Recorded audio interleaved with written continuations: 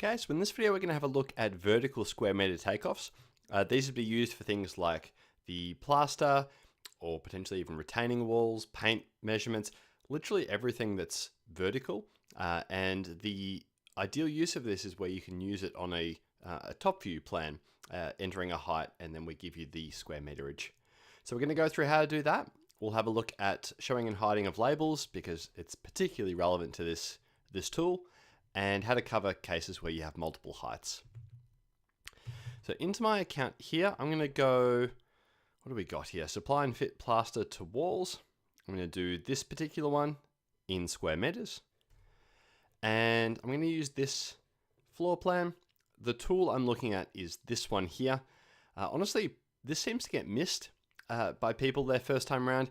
I imagine it's because they go, oh, well, square meters doesn't really play with a single line measurement tool. It makes sense for rectangles, polygons, but line, that's got to be lineal meters.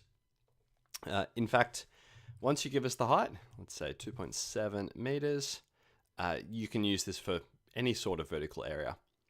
So what I'm going to do is go 2.7, and when I'm doing this, I typically try and wrap the inside of each space.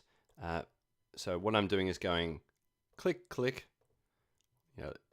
single lines at a time.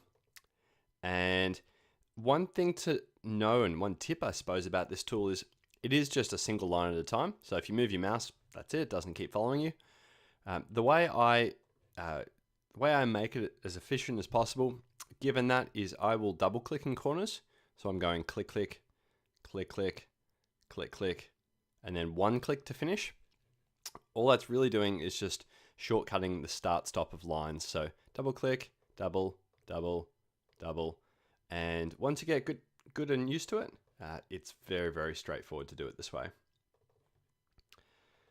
Again, I try and wrap it by space, mainly because if I have a scenario where I've got double-sided plaster like here, it just kind of does it without thinking.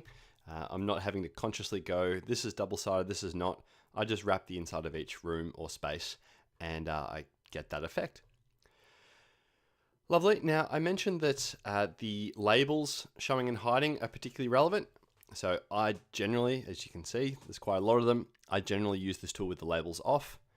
Because of that, in the case where you have multiple heights, so let's say these are all 2.7 and the bedroom one, for whatever reason, is 2.4. I typically color code them. So I'll close that. And even without the labels on, I know that that's a different height. I do the same thing for roof pitches, which is another video. But yeah, I personally try and color code stuff quite a lot to help it be more visual, help me understand what's what. And especially if I'm sending this takeoff, this plan drawing to somebody, it's also really apparent to them that those are different. Perfect. As always, any questions, let us know.